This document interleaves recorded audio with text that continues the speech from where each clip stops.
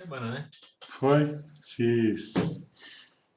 É só uma vez na vida que a gente faz 20 anos, né? Então tem que aproveitar. Né? Mas aquele número 36, você fez 36 anos? Fiz 36 anos, você acredita? Cara, você é jovem assim, bicho? Só, cara. Oh, beleza, hein? Não é não? É. Tô tentando ser, né? Faz Aproveitando pra ser. tempo que eu fiz 36, viu? Faz tempo. Tá todo mundo de volta? Áureos tempos, né, Marcão? Nossa Senhora! Você tinha cabelo nessa época? E muito. E era preto. E era preto. Foi nesse século? Não, foi no milênio passado. Nem no século passado.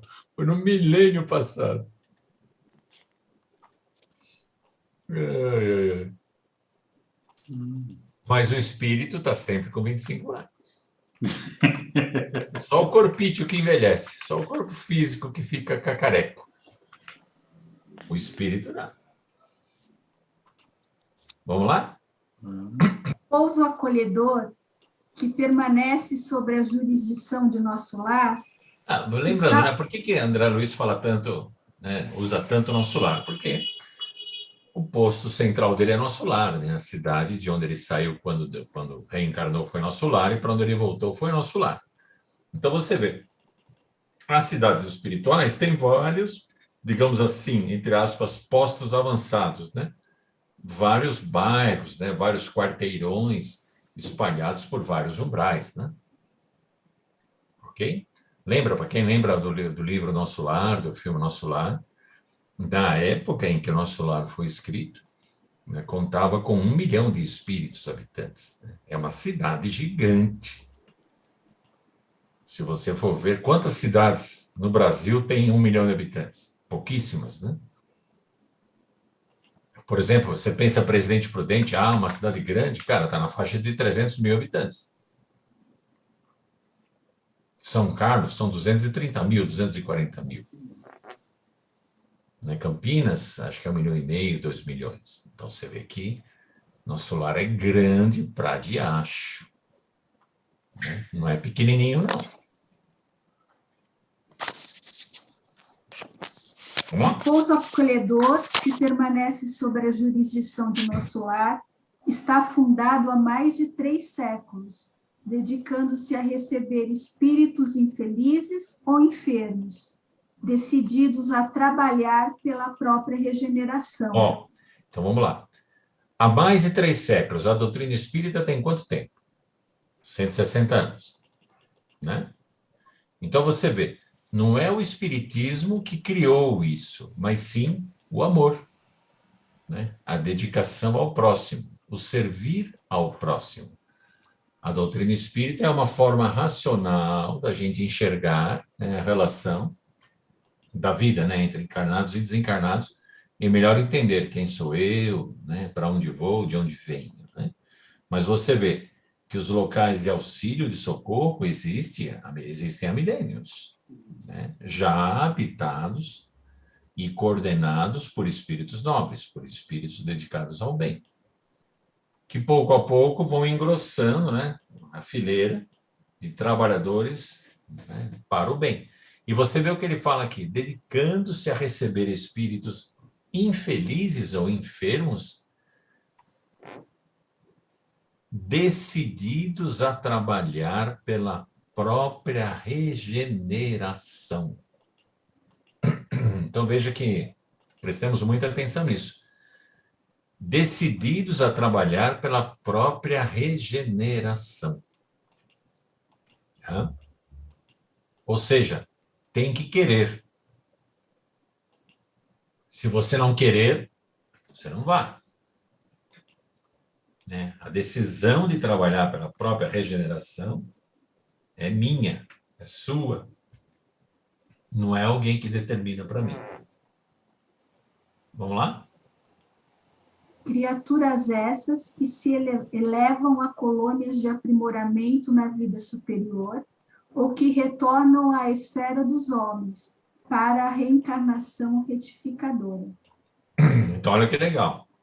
Ou vai mais para cima, ou seja, ou avança mais, progride mais, ou, dependendo da situação em que estão, necessitam de reencarnações retificadoras.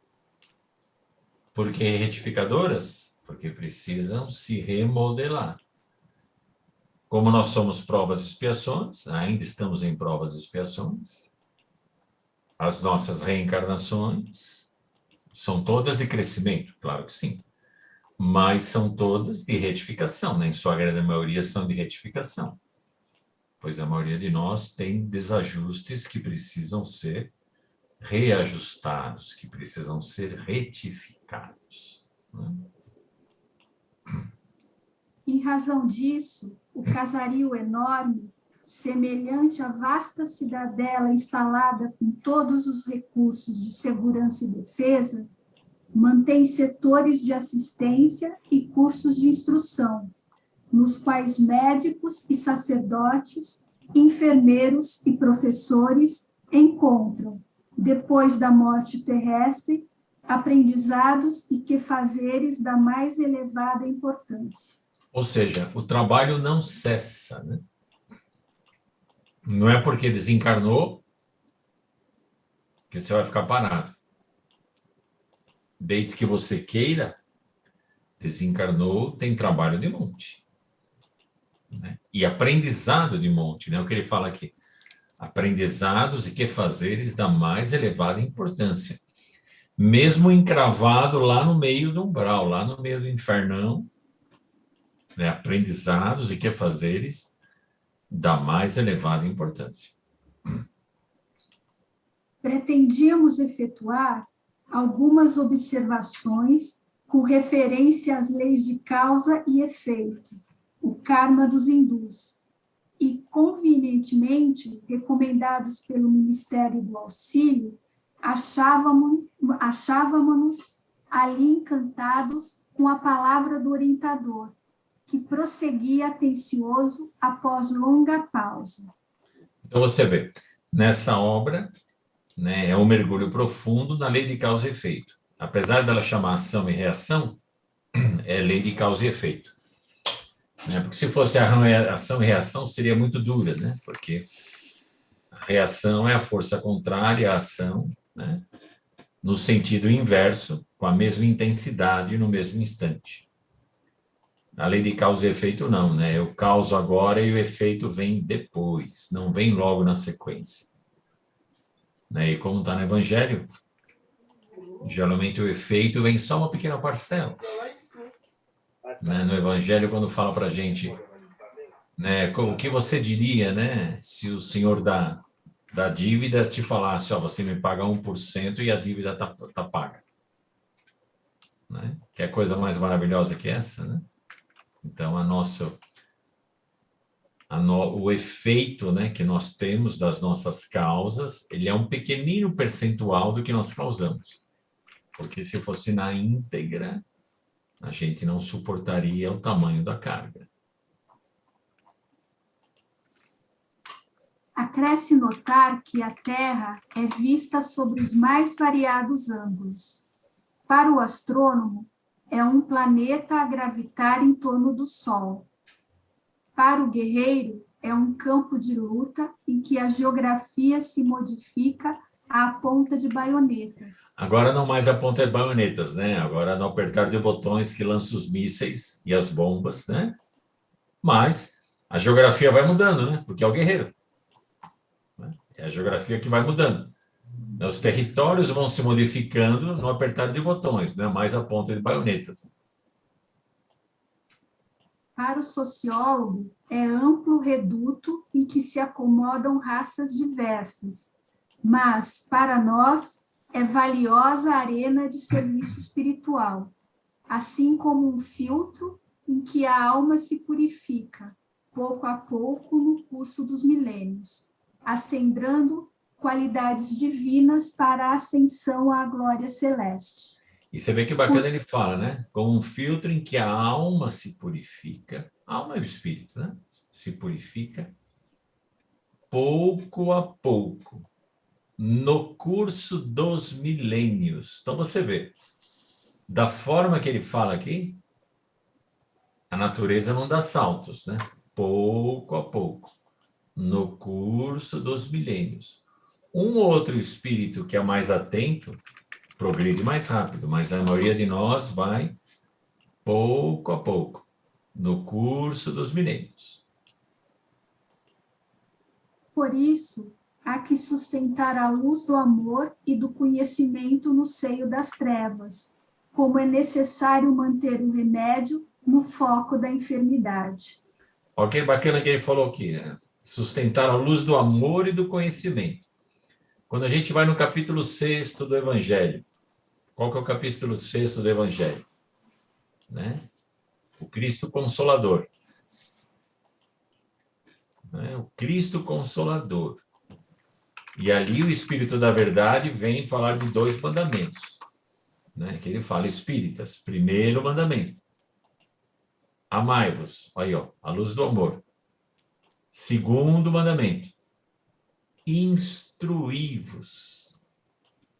Então, por isso, há que sustentar a luz do amor e do conhecimento. Lá no meio das trevas. Né? Como é necessário manter o remédio no foco da enfermidade.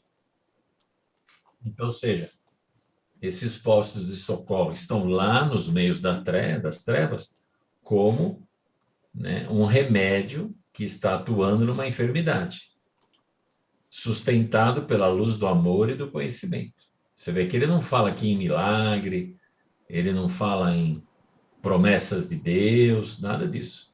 É luz do amor e do conhecimento. Amor e conhecimento. Então está lá de novo, capítulo 6 do Evangelho, Cristo Consolador.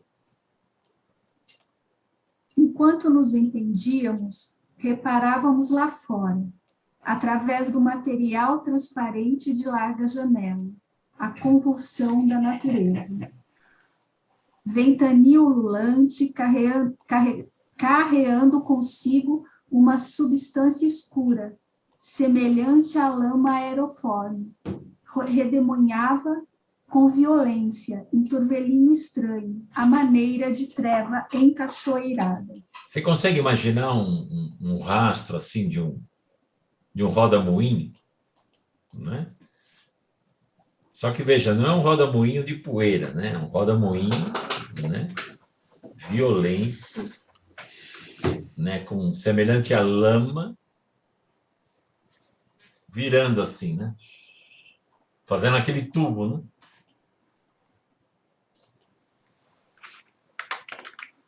E do corpo monstruoso do turbilhão terrível, rostos humanos surdiam em esgares de horror, vociferando maldições e gemidos. Olha que pensamento. Imagina uma cena dessa, que coisa dantesca, né? Vários espíritos, todos abraçados, todos unidos, pelo quê? Pela sintonia, vociferando maldições e gemidos, em esgares de horror. Então imagina, geme e xinga, o tempo todo. Né? Imagina aí quanta revolta e quanta dor. Quanto tempo será que cada um de nós passou nesses turbilhões? Até chegarmos aqui. Né? Quantas encarnações atrás, muitas atrás, poucas atrás, há quanto tempo? Uma encarnação só, no intervalo de uma reencarnação só, no intervalo de várias reencarnações. Né? Quantos foram mais atentos e falaram, não vale a pena entrar na revolta, não vale a pena entrar na não aceitação. Vamos procurar entender a vida, ou seja, quantos espíritos se utilizaram positivamente da inteligência para não entrar na revolta e, com isso, serem os grandes missionários aí, serem os grandes espiritões que estão à nossa frente. abrindo-nos caminho para a nossa evolução.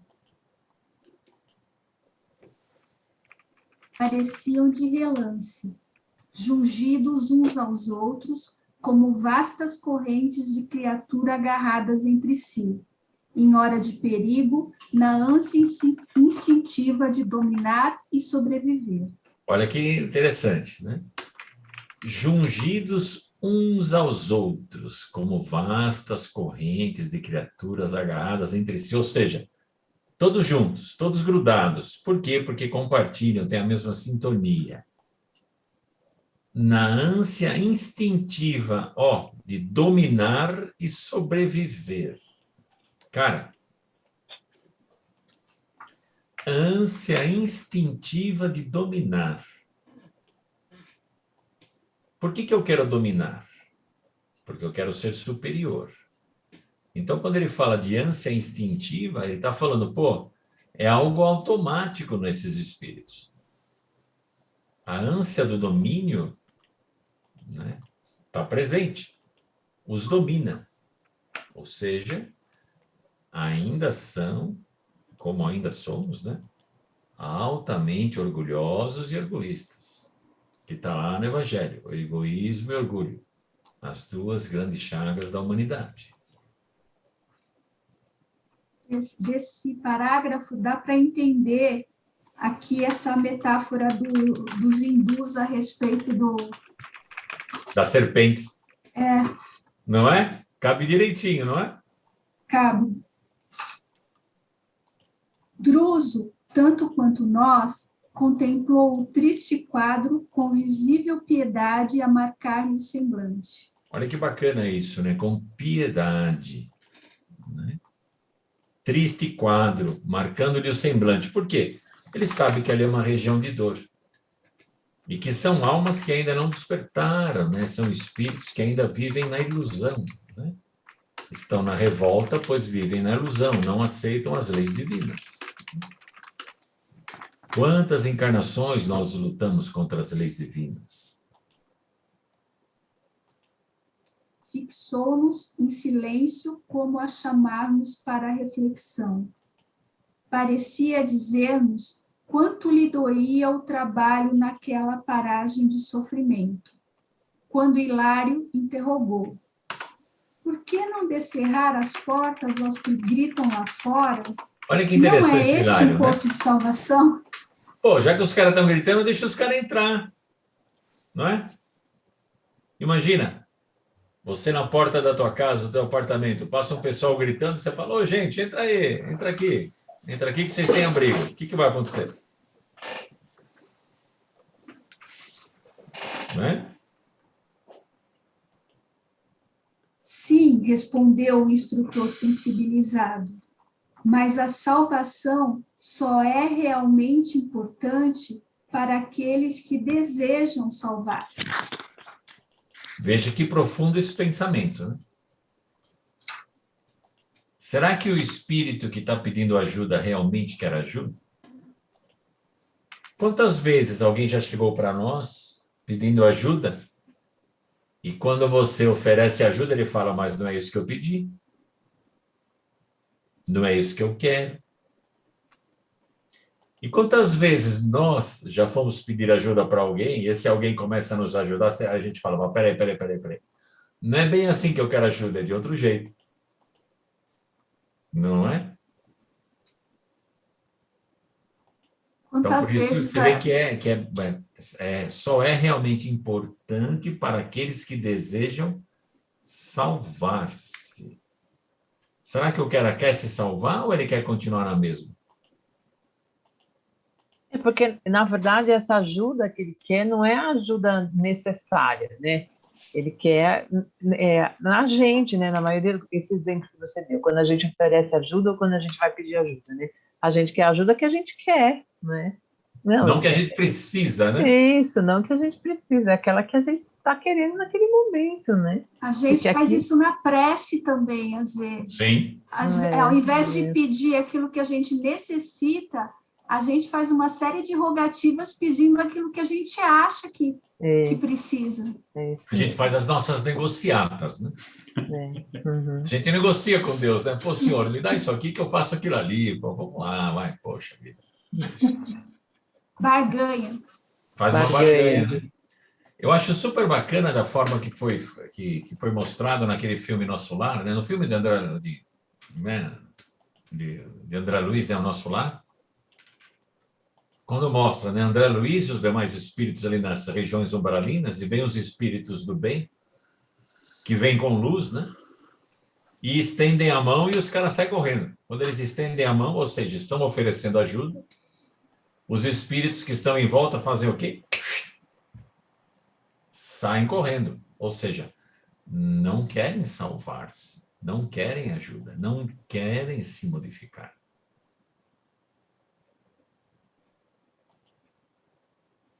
Para cá do túmulo, a surpresa para mim mais dolorosa foi essa: o encontro com feras humanas. Feras humanas, hein? Que habitavam o templo da carne à afeição de pessoas comuns. Peraí, parou aí. Aquilo que a gente fala na doutrina espírita, ou que a doutrina espírita nos ensina. Enquanto eu estou encarnado, o corpo físico é uma grande máscara, né? Porque eu posso ser uma coisa e, através do corpo físico, demonstrar outra. Ou seja, eu me mascaro. Eu faço de conta que eu sou bom. Eu faço de conta que eu sou uma pessoa dócil. Eu faço de conta que eu sou uma pessoa carinhosa, caridosa, amorosa. Mas, fora do templo da carne, ou seja, em perispírito, não tem jeito. Eu me mostro como eu realmente estou. E se eu sou uma fera humana, como eu não tenho mais o corpo físico, em perispírito eu estou mostrando como eu realmente estou. Não dá para disfarçar. Se acolhidas aqui, sem a necessária preparação, atacar-nos-iam de pronto, arrasando-nos o Instituto de Assistência Pacífica. E não podemos esquecer que a ordem é a base da caridade. Por quê? Né? Estão no meio do umbral. No meio do umbral, ali no umbral, ele é habitado por espíritos que estão conscientes do que fazem, estão cientes do que fazem, ou estão completamente alucinados, completamente presos, né, nas suas preferências, né, nas suas não aceitações, nas suas revoltas, nos seus ódios, nas suas dores, nas suas tristezas, nos seus vícios. Que tipo de espírito que habita os umbrais? Os desequilibrados, né? Porque o espírito equilibrado não tem o que fazer no umbral. Então, por isso que, né, tem que ter uma preparação prévia para ser acolhido. Similar a nós, né? Nós irmos aonde tem as pessoas desequilibradas, os agrupamentos desequilibrados e convidar essas pessoas para virem à nossa casa. Vai ser complicado, né? Nossa casa corre o risco de cair. Então, assim também é no mundo espiritual, não tem diferença. Pois a mente em desalinho, a mente em desequilíbrio, oferece risco. Enquanto o espírito não quer se reequilibrar, não adianta você querer modificá-lo, pois ele não vai se modificar. É quando alguém chega para nós e fala, eu vim te ajudar. Você fala, mas eu não pedi ajuda. Né? Faça isso que vai ser bom para você, mas quem é você para dizer o que eu tenho que fazer? A gente não sabe responder assim. Então, imagina um cara desequilibrado, como é que ele vai agir, como é que ele vai responder. Então, o que ele fala aqui, não podemos esquecer que a ordem é a base da caridade. Apesar da explicação firme e serena, concentrava-se Druso no painel exterior, tal a compaixão a desenhar-se-lhe na face. Já é um espírito elevado, né? Logo após, recompondo a expressão fisionômica, o instrutor aduziu: somos hoje defrontados por grande tempestade magnética, e muitos caminheiros das regiões inferiores são arrebatados pelo furacão como folhas secas no vendaval. Olha que interessante, né? Caminheiros, né, das regiões inferiores, ou seja, espíritos que ficam ali vagando, né? São arrebatados pelo furacão, que nem folha seca, né? Por quê? Isso os faz também mudar de lugar, né? Lembra um pouco o fogo depurador lá do Obreiros da Vida Eterna, também de André Luiz, né? E guardam consciência disso? Indagou Hilário perplexo. Raros deles. As criaturas que se mantêm assim desabrigadas depois do túmulo são aquelas que não se acomodam com o refúgio moral de qualquer princípio nobre. Trazem o íntimo turbilhonado e tenebroso, qual a própria tormenta, em razão dos pensamentos desgovernados e cruéis de que se nutrem. Olha de novo esse trechinho. Raros deles. Vamos lá. Peraí. Raros deles. Desde o início. Raros deles. As criaturas que se mantêm assim desabrigadas depois do túmulo são aquelas que não se acomodam com o refúgio moral de qualquer princípio nobre. Ou seja, são aquelas que são extremamente orgulhosas e egoístas, né? Não trazem consigo nenhum refúgio moral, nenhum princípio nobre. Só pensam em si mesmos. E aí ele trazem o íntimo como? Turbilhonado e tenebroso, qual a própria tormenta, em razão dos pensamentos desgovernados e cruéis de que se nutrem. De que se nutrem. Veja que interessante, hein? Não é de que são nutridos. Ó, de que se nutrem. Porque se fossem nutridos, você poderia falar que teria uma terceira entidade ali que os estaria nutrindo disso, né? De que se nutrem, ou seja, gostam disso. Não é a única coisa que eles têm, mas eles gostam disso. E quantas vezes nós gostamos do mal que fazemos? Nós gostamos do mal que provocamos. Nós gostamos dos desequilíbrios que temos. Por que a gente fala assim? Né? Para romper da nossa mente que tudo é que nem você falou, né, Gi? Que tudo é obsessor. Não, não é obsessor, sou eu mesmo. Não é o obsessor que é o responsável pela minha desgraça, sou eu mesmo. Por isso que o obsessor acha espaço em mim. Porque eu me nutro disso, eu gosto disso. Oi, Anderson, diga lá. São esses que serão exilados? Oi? Não entendi. São esses espíritos que serão exilados? Pelo nosso estudo lá do capítulo 18 da Gênese, não. A maioria não. A maioria são vítimas das circunstâncias, são vítimas de si mesmo, né? Agora, aqueles que fazem o mal pelo prazer de fazer o mal e que o bem não toca, esses sim, por sintonia, irão embora. Mas muitos desses, né, são vítimas, são criados pela própria circunstância em que viveram. Mas tem chance de se recuperar, tem chance de mudar de ideia. Assim como nos foi dada a chance, né? Dadas nossas reencarnações anteriores, para eles também é dada a chance, para todos os espíritos é dada a chance. Mas chega uma hora que, ponto, ó, o seu prazer é o mal pelo mal, então, magneticamente, você vai ser sugado para outro lugar. É porque aí a linha está bem tênue, né? Está muito fina para É em cima da navalha, né? em cima da navalha, exatamente. Porque é difícil assim você ter pelo que você relata, a questão, né, de desequilíbrio e a opção e o prazer que eles têm. É difícil. Acho que só os seres mais iluminados mesmo, né, que pode, apesar que tem o tal da sintonia, né? Esse é o grande desafio, né?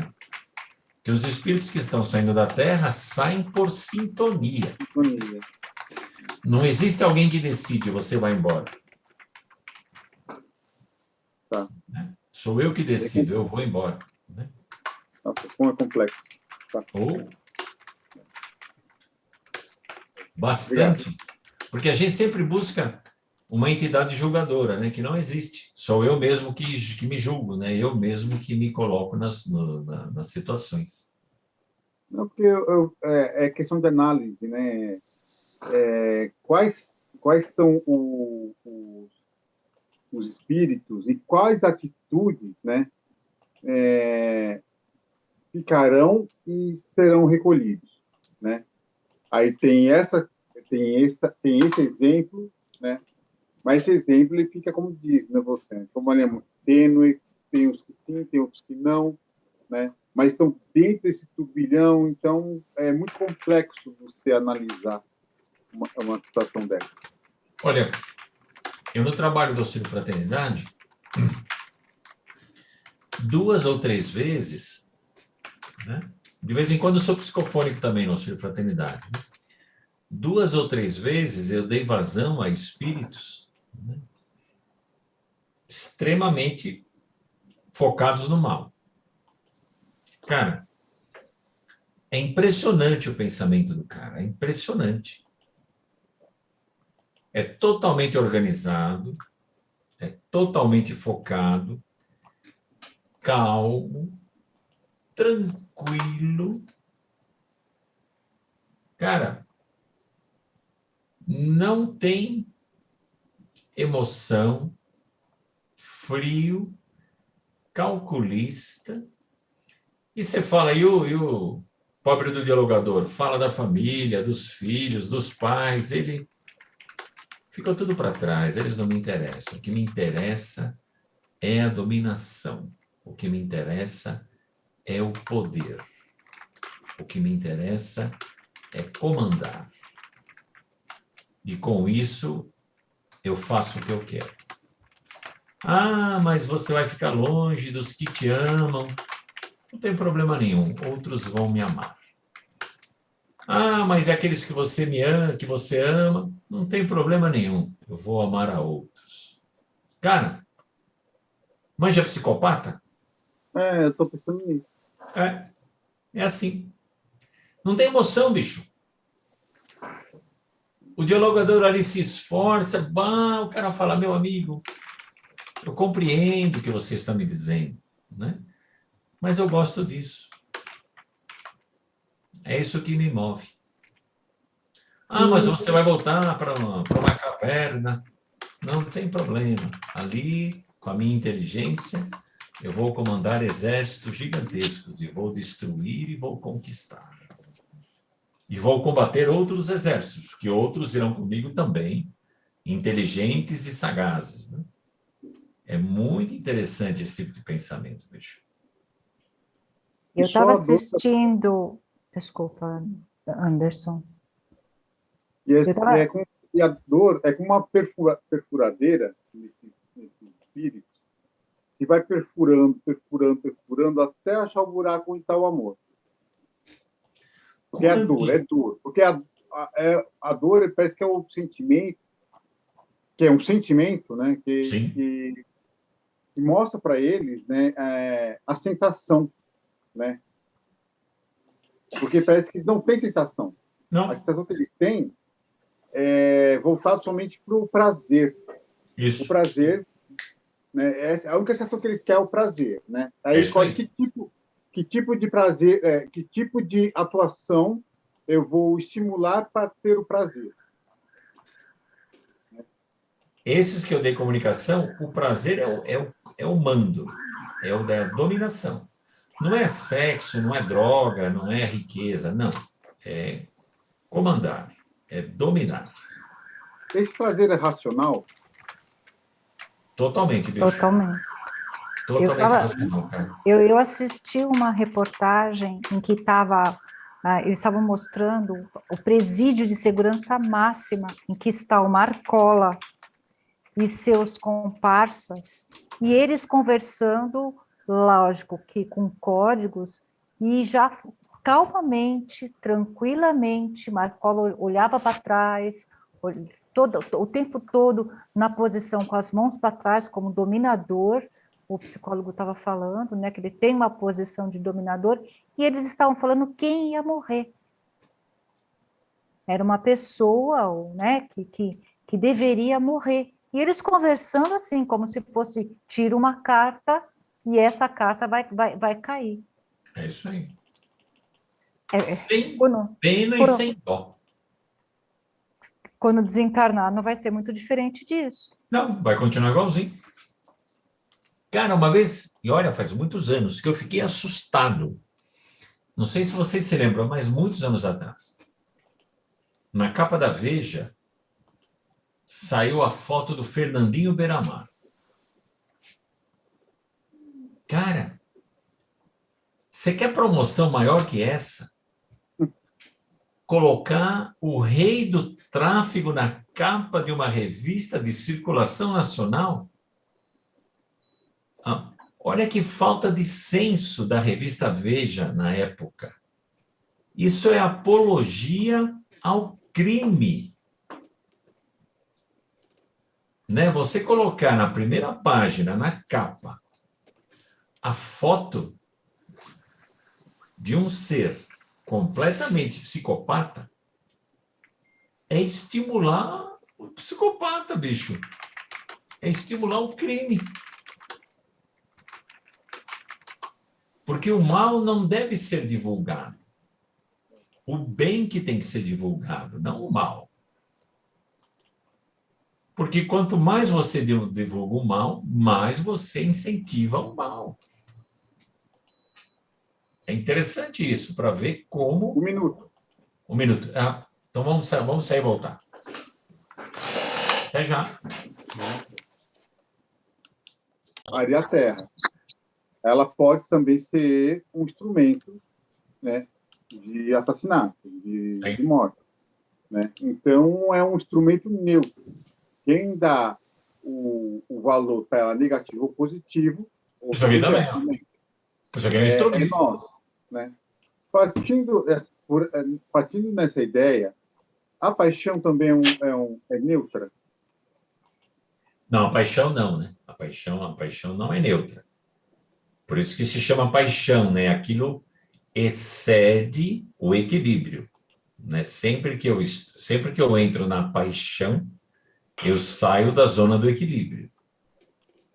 Aquilo vira para mim quase que uma obsessão. Por isso que é paixão. Porque o ideal casal, é não ter paixão, mas sim amor. Mas nós, seres humanos, passamos por fases. E uma das fases do sentimento, quando em questão de relacionamento, é a paixão.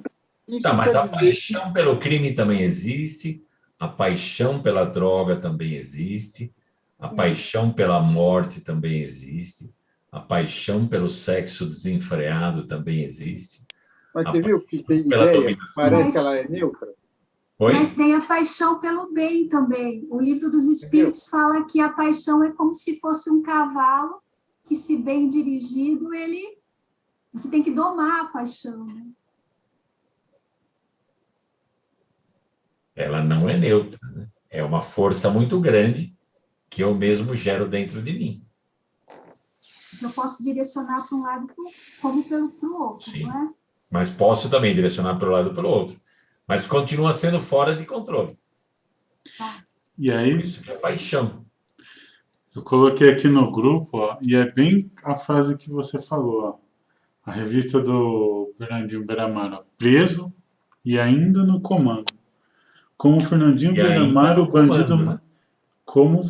Como Fernandinho Beiramar, o bandido mais perigoso do país, continua a traficar, matar, sequestrar e controlar territórios dentro da sua cela. Que é o que a Elaine falou do Marcola, né? Você vê que é complexo.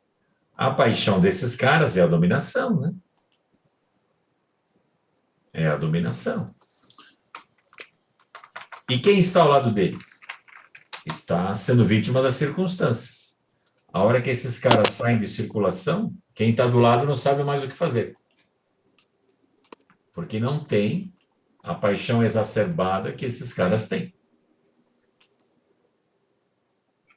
E aí, como está lá no capítulo 18 da Gênesis, né? Podem ser convidados a mudar de postura, pois não tem mais o elo principal que fomentava todo esse desequilíbrio. Marcão, entendi. Uma mudança, né, Marcão? Porque você fala que quando você fala dessas coisas, é um sentimento sutil, né? É um convite, é um estender de mão, né? Para seres que são tão truculentos, tão, sabe? Sim. Então, sabe, são níveis de força que, por mais que são iguais, né, ao nosso ver, né, aquela frase, né, o mal anda de tamanco e o bem anda de pantufa, né? Sim. E aí parece que o barulho do tamanco reverbera mais que Sim. o do bem. Né? E aí, sei lá, ao meu ver, né? Parece que é difícil assim, ter uma pessoa que é puramente má. Tá, vamos ver então. Tem a minha família. Aí entra... Anderson, isso não existe, Anderson. Vamos lá. Não existe. Lembra-se, não há um ser julgador. O que há é só sintonia. Sim, não, estou falando ele É só sintonia. Sim. É só sintonia. Aí é mas aquilo É a que sintonia que sintonia, define né? para onde o cara vai. E aí você está falando dessa transformação, é aquilo que você falou da dor. O André Luiz fala que quando nada funciona, a dor vem para estilhaçar envoltórios.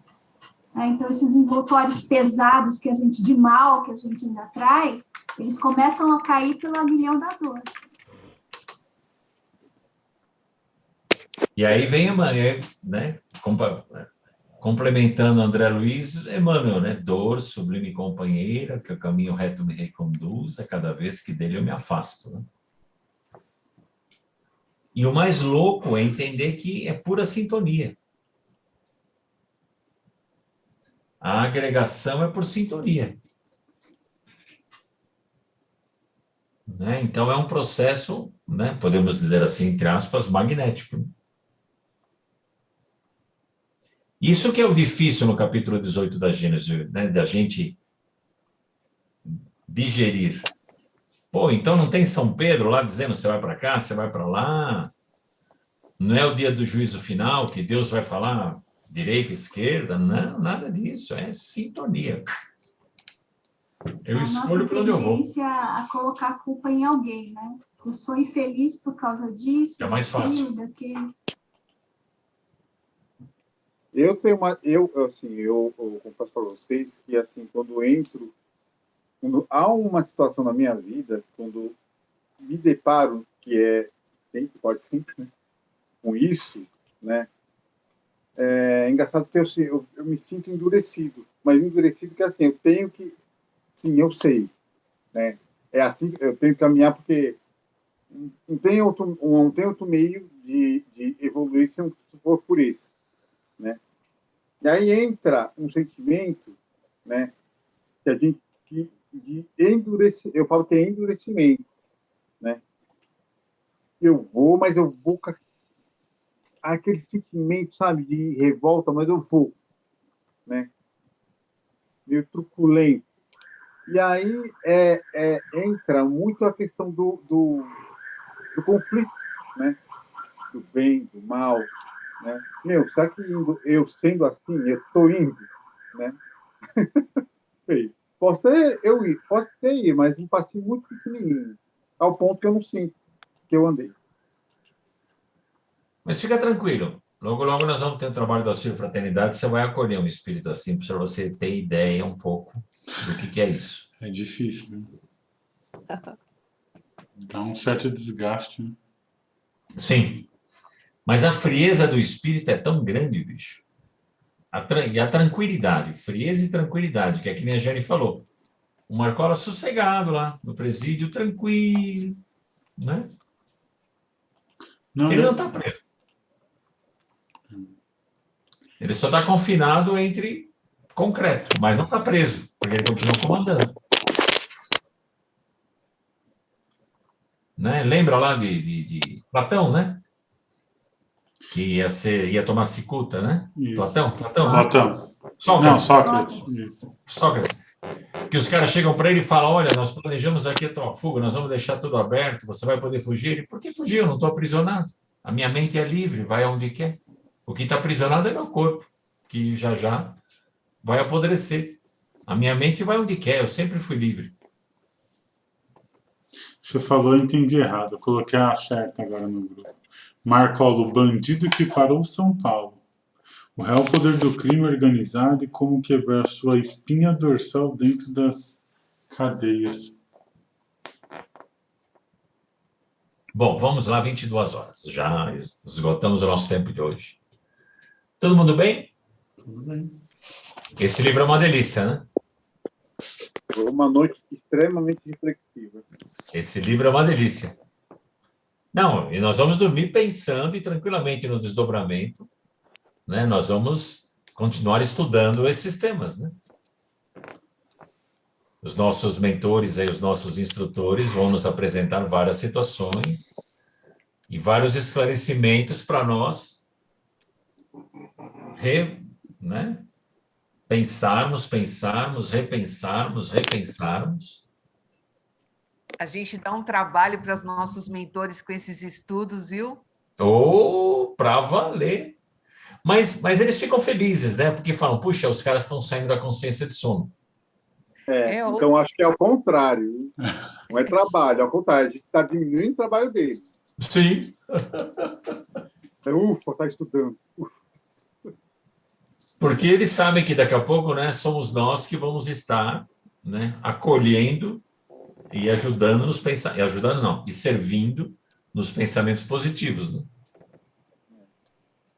Eu digo ajudando não e servindo, porque quando a gente ajuda, alguém fica devendo algo para a gente. Não, a gente serve, né? A gente é servidor, né? E ponto. Então, todo mundo bem? Todo mundo tranquilo? Então, vamos lá. Alguma percepção, alguma coisa? Ou sossegado? Uma tranquilidade muito boa. Oi? Dá uma tranquilidade muito boa.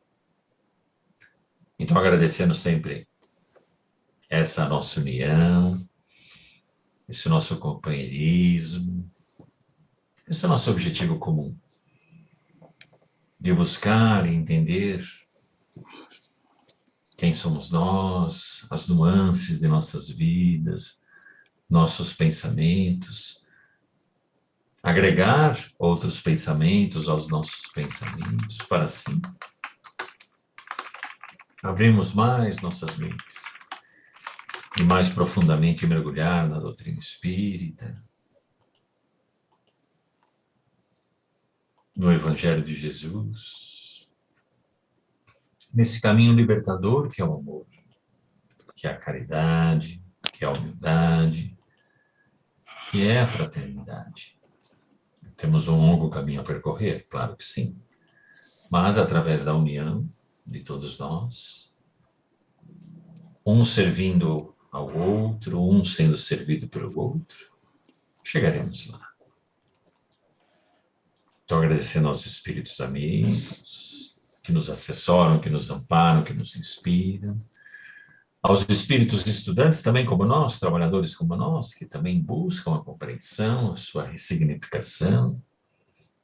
Ó Jesus, por ser o nosso irmão maior, nosso amigo de todas as horas, o nosso grande condutor. A Deus Pai, pelo dom da vida. Vamos juntos na nossa prece de encerramento com a nossa companheira Valéria.